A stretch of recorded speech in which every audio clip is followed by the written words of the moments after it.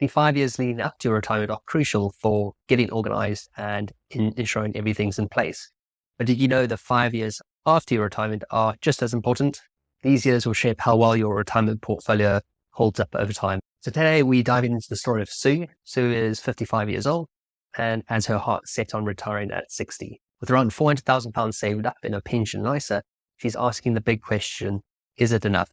So we explore the likelihood of Sue reaching her goal and the strategies she can use to make sure she enjoys a comfortable and secure retirement. Hi, I'm Simon Alexander, Chartered Financial Planner in the UK, and I specialize in helping people make the most of their finances in retirement.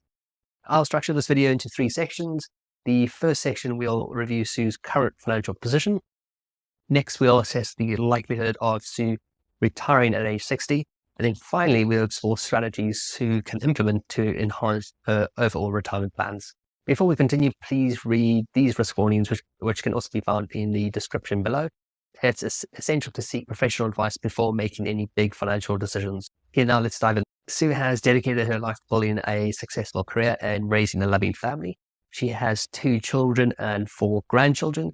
And as she approaches her 60s, Sue dreams of having the financial freedom to spend more time with the family. With her mortgage fully paid off, she now wants to understand how much she needs to save and invest to retire at the age of 60.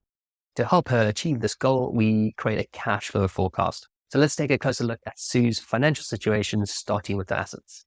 She has about £15,000 in cash savings, a workplace pension worth £250k. Both Sue and her employer paid in 5% into this pension. She has a stocks and shares ISA worth £150k, and her home is worth about £600k. And remember, she has recently paid off her mortgage, so no mortgage attached to the property. With regards to her income, she earns a salary of £55,000 per year. She expects this to increase in line with inflation for the next 5 years. And I'll explain the importance of inflation assumptions shortly. In our cash flow forecast, Sue's income will stop at the age of 60, at which point she will rely on her investments and pensions to fund her retirement. We also need to consider any future income sources to include in the cash flow forecast. For instance, some people have a final salary pension that begins at age 60 or 65, as well as the state pension. In Sue's case, she has built up the maximum state pension entitlement, which she will start receiving at age 67. And currently, the state pension is £221 per week, or just over £11,500 per year. This is in today's terms, but it will increase with inflation, so Sue can expect to receive more by the time she turns 67. And the figure of £1,202 per month reflects this adjusted amount. This means that between her retirement at age 60 and the start of her state pension at age 67, Sue will rely highly on her retirement portfolio to fund her lifestyle.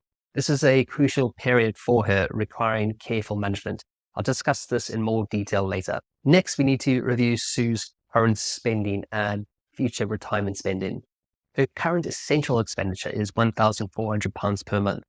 And these are the bills that would be difficult to reduce and consists of council tax, food, car maintenance, etc. Her current lifestyle expenditure is £1,000 per month, and this consists of eating out, socializing, entertainment, and traveling. In retirement, Sue expects her essential expenses to decrease as she will no longer have commuting costs. However, she wants to maintain a similar lifestyle, which includes spending time with her family and traveling. We estimated that she will need approximately £1,000 per month for discretionary expenses during her active retirement years. She expects that her desire to travel will diminish around the age of 80. Therefore, we agreed that her discretionary spending will taper off at that age. After reviewing her current income and expenses, Sue has around £11,000 left over each year that she can save for retirement. And this surplus is highlighted in the cash flow summary report, which details her net salary, essential expenses, and discretionary spending. And currently, we have assumed the £11,000 is accumulating a cash account earning interest. Later, we will explore options to make this money work for Sue. When building a cash flow forecast, it's crucial to use reasonable assumptions. So after considering Sue's personal financial situation, we need to make 4 key assumptions. Assumption number 1 is longevity. So we don't know how long we'll live, but we must plan for a long life. At 55, Sue has an average life expectancy of 87 years, with a 1 in 4 chance of reaching 95. For this forecast, we will assume Sue lives until the age of 95. Assumption number 2 is inflation. So inflation causes prices to rise over time. To ensure Sue's retirement income keeps pace with living costs, we've assumed a 2.83% inflation rate. This conservative estimate helps balance saving adequately without overly restricting current spending. Assumption number 3 is investment returns. We've assumed a balanced asset allocation for Sue's pensions and ISAs. The expected annual return of 5.06%. A conservative return estimate is crucial to avoiding overestimated potential growth, which could lead to unrealistic expectations or running out of funds. Assumption number 4 is long-term care. So long-term care costs can be significant later in life. We discussed this with Sue, who decided not to factor these costs into the forecasts, explaining that she would likely sell her property to fund any future care needs. If you want to get an idea of what long-term care costs might be, I have added a link in the description. After we assess Sue's current situation, we look at her overall retirement score. This score reflects how well her current savings and investments can support her retirement goals. So Sue's liquid assets, so her workplace pension, ISA, and cash will fund about 95% of her retirement needs. Overall, this is not too bad, but it does leave a shortfall. And this means we need to identify certain strategies to boost her financial security and reduce the shortfall. Following this, here are 3 critical charts that help us understand Sue's financial situation better. And just a quick note, these charts show values in today's terms. So I find this makes them more relatable and easier to understand than looking at future values. The first chart is the available investments chart. So this illustrates Sue's liquid wealth, including her cash savings, her pensions, and her ISAs over the course of her life. We can see that while Sue is still earning and accumulating her surplus income, the graph increases. But by the time she is 60, she has around £524,000 in today's terms in her portfolio, and this is the amount that she will need to fund her retirement for the next 35 years. In retirement, she is drawing down on her portfolio to fund her lifestyle, and this is seen by gradual fall in her liquid wealth over time, with the red indicating she has depleted her wealth in 2060 when she is aged 91. The next chart is the detailed income projection chart, and this chart outlines Sue's income sources over the next 5 years and throughout her retirement. Each bar represents a year's income, showing her earnings until retirement, followed by withdrawals from her cash account, workplace pension, and ISA, and finally the income from the state pension starting at the age of 67. The red bars indicate an income shortfall, highlighting the years where Sue's income from her savings and investments do not fully cover her expenses. This chart also illustrates the concept of the retirement hatchet. This term describes the significant withdrawals people like Sue make from their retirement portfolios to fund their lifestyle during the early years of retirement before other income sources like the state pension begin. So far, we've assumed a constant annual investment return of 5.06% each year. In reality, investment returns will vary from year to year, ranging from 5% to -3% and beyond that. To get a more accurate picture, we need to assess the plan with fluctuating investment returns. This is where the volatility analysis comes in, and it's a type of stress test where the plan is run through 1,000 market simulations. The top graph shows the likelihood of Sue being able to fund her expenditure each year of her retirement. The red bars indicate years where there may only be a 50% chance of her covering her expenses, suggesting that some big adjustments might be needed during retirement. After analyzing Sue's current financial situation, the key question is her plan sustainable? Based on her current situation during the first couple of years of retirement, Sue will need to make an initial withdrawal rate of around 6.2% per year. While that may seem high, the amount she requires reduces once Sue begins collecting her state pension at age 67. However, because her investments couldn't keep up with the rate of withdrawals in the first 7 years of retirement, she depletes a large portion of her portfolio early on. Even with reduced withdrawals from her portfolio when the state pension starts, Sue completely depletes her portfolio towards the end of her life. Also, Sue faces a big risk known as sequencing risk. This risk occurs when withdrawals from her retirement account coincide with poor market returns, particularly in the early years of retirement. So unlike average returns, sequencing risk emphasizes the order of returns which have a lasting impact on her portfolio. During her working years, market fluctuations are less concerning because she's continuously adding to her investments. However, in retirement, withdrawing money during a market downturn can seriously affect her overall financial stability. To assess this, we can stress test Sue's plan by simulating a market crash at the start of her retirement.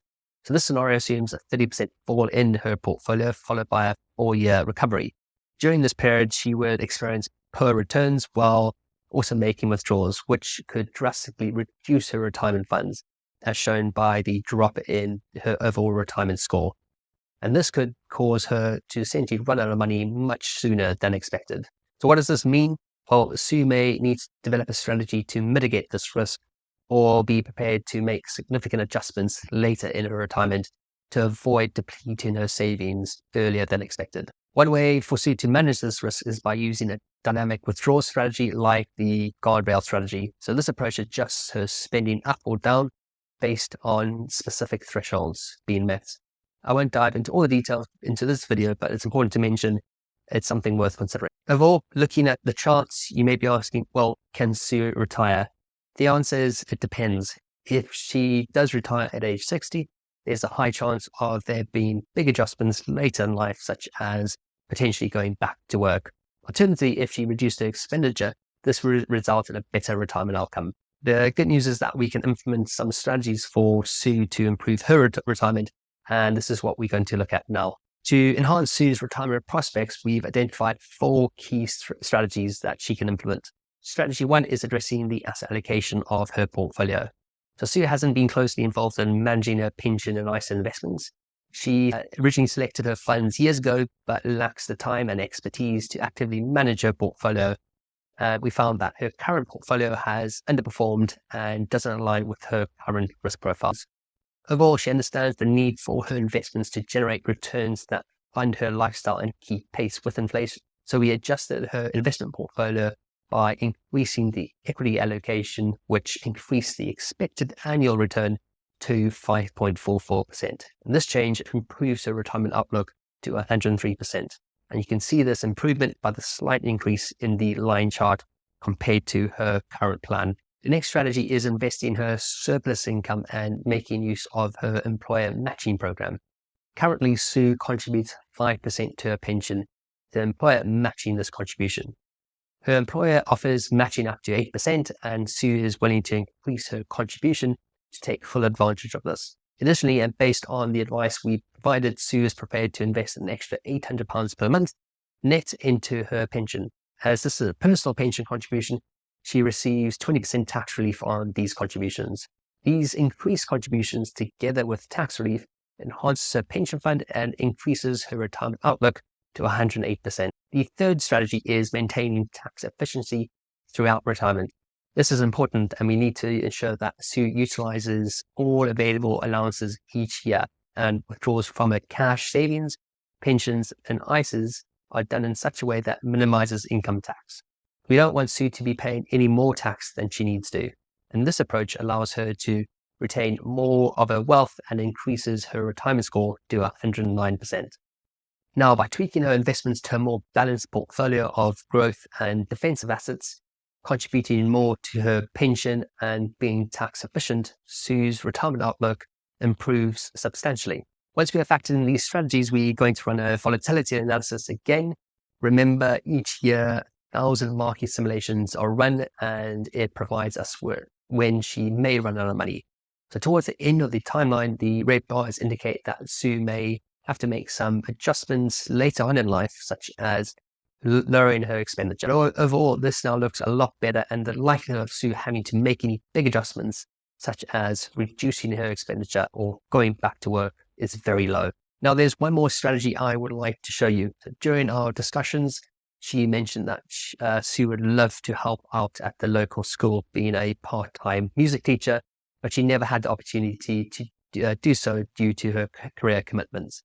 So I suggested she factor this into her retirement plans, asking her how long she intended to work and what her expected earnings would be.